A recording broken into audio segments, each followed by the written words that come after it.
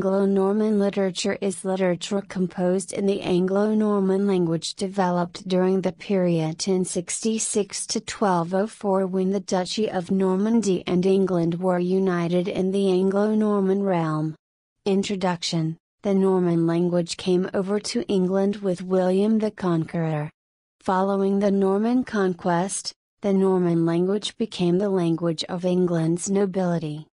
During the whole of the 12th century Anglo-Norman, the variety of Norman used in England, shared with Latin the distinction of being literary language of England, and it was in use at the court until the 14th century. It was not until the reign of Henry VII that English became the native tongue of the kings of England. The language had undergone certain changes which distinguished it from the Old Norman spoken in Normandy, as can be seen from graphical characteristics, from which certain rules of pronunciation are to be inferred. An Anglo-Norman variety of French continued to exist into the early 15th century, though it was in decline at least from the 1360s. When it was deemed insufficiently well known to be used for pleading in court. Great prestige continued to be enjoyed by the French language, however, in the late 14th century, the author of the Manière de language calls French, la plus belle et la plus gracious language et plus noble parleur, plus Latin d'escole, qui soit au monde et tous gens mais elx prisi et ami qu'un l'autre. Cordae ex la fist sedus et amiable principalement alone et l'oinge de la mesmes. Et pour si il but comparer au parleur des angels du ciel, pour la grandeur serait by alti dicile. Which means, the most beautiful and gracious language, and the most noble one in the world to speak, after the Latin of our school days. All gens could mean nobles, could mean everyone. Love it more than any other, for God made it so sweet and lovable mainly for His own honor and praise. And due to this, it can be compared to the angels' speech in heaven, due to its great sweetness and beauty. Somewhat ironically, the text contains many features that distinguish insular from continental French. The most flourishing period of Anglo-Norman literature was from the beginning of the 12th century to the end of the first quarter of the 13th.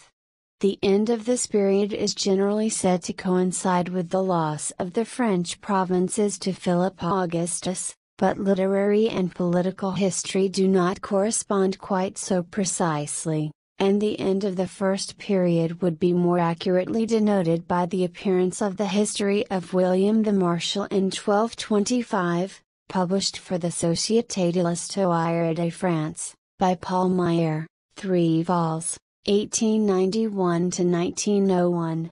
It owes its brilliancy largely to the protection accorded by Henry II of England to the men of letters of his day. He could speak French and Latin well, and is said to have known something of every tongue between the Bay of Biscay and the Jordan. He was probably the most highly educated sovereign of his day, and amid all his busy active life he never lost his interest in literature and intellectual discussion. His hands were never empty, they always had either a bow or a book. Wace and Benoit de Saint-Maur compiled their histories at his bidding, and it was in his reign that Marie de France composed her poems. An event with which he was closely connected, viz. the murder of Thomas Becket, gave rise to a whole series of writings, some of which are purely Anglo-Norman. In his time appeared the works of Berulle and Thomas of Britain respectively, as well as some of the most celebrated of the Anglo-Norman romans d'Aventure. It is important to keep this fact in mind when studying the different works which Anglo-Norman literature has left us. We will examine these works briefly, grouping them into narrative, didactic, hagiographic, lyric, satiric and dramatic literature. Narrative literature. Epic and romance. The French epic came over to England at an early date. It is believed that the Chanson de Roland was sung at the Battle of Hastings, and some Anglo-Norman manuscripts of chansons de geste have survived to this day. The Pèlerinage de Charlemagne, Edward Goswitz, Alt Französische Bibliothek, 1883, was, for instance, only preserved in an Anglo-Norman manuscript of the British Museum, now lost, although the author was certainly a Parisian. The oldest manuscript of the Chanson de Roland that we possess is also a manuscript written in England, and amongst the others of less importance we may mention La Chanson de Willem, the miss of which has, June 1903, been published in facsimile at Chiswick.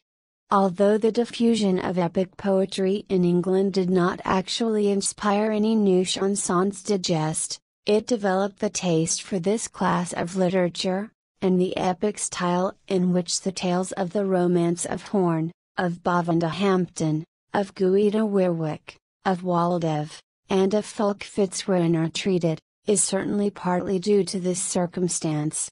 Although the last of these works has come down to us only in a prose version, it contains unmistakable signs of a previous poetic form, and what we possess is really only a rendering into prose similar to the transformations undergone by many of the chansons de geste.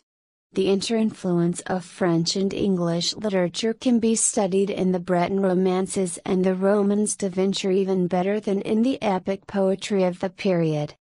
The Lay of Orpheus is known to us only through an English imitation, Sir Orfeo. The Lie du Coeur was composed by Robert Becket, an Anglo-Norman poet of the 12th century, Wolf, Lund, 1888. The Lays of Marie de France were written in England, and the greater number of the romances composing the Matière de Bretagne seem to have passed from England to France through the medium of Anglo-Norman. The legends of Merlin and Arthur, collected in the Historia Regum Britanniae by Geoffrey of Monmouth, died c.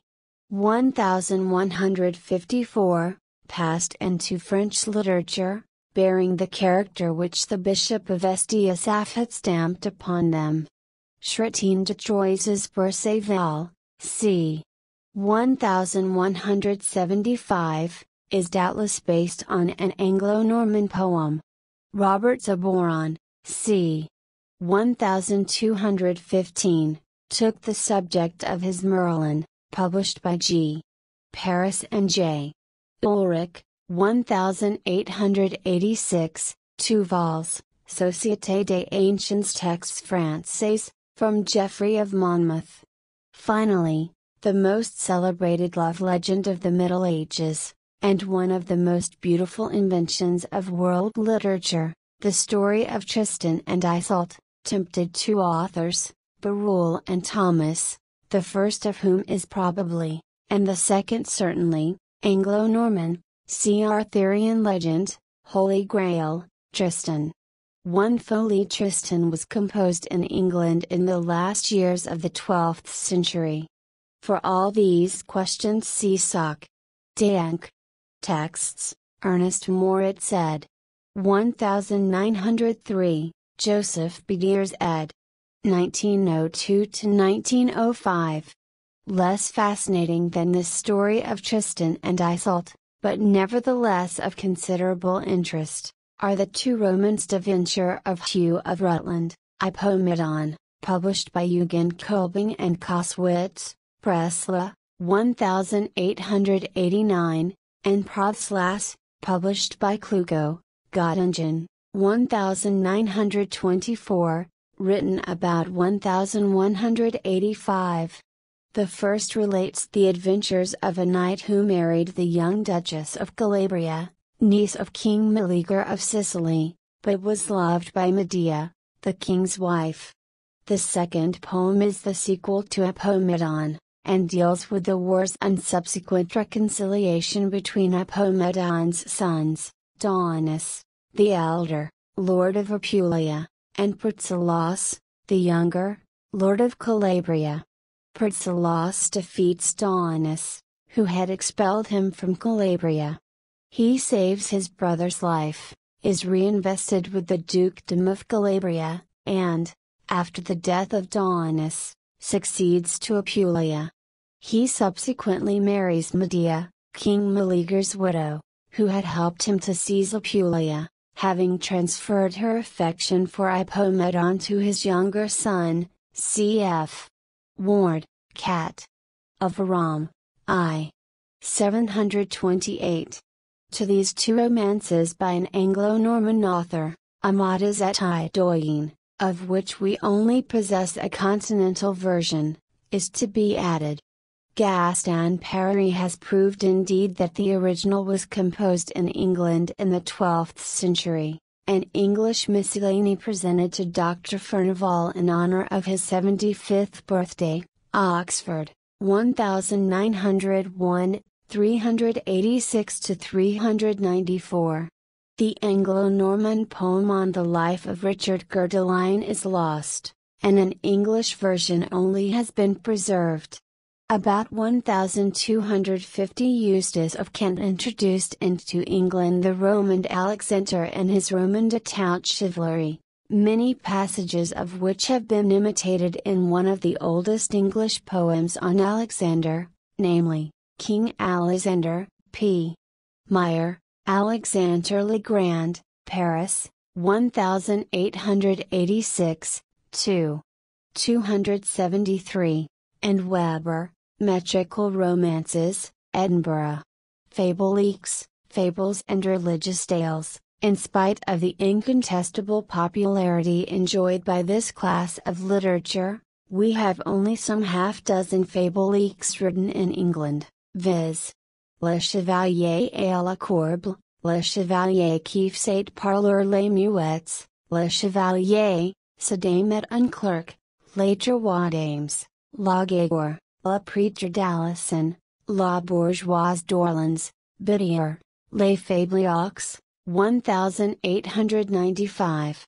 As to fables, one of the most popular collections in the Middle Ages was that written by Marie de France, which she claimed to have translated from King Alfred. Innocence Moralizes, written by Nicole Boson shortly before 1320, Soc. Anc. Texts, 1889. A few fables bear a strong resemblance to those of Marie de France. The religious tales deal mostly with the merry legends, and have been handed down to us in three collections. The Adgar's collection.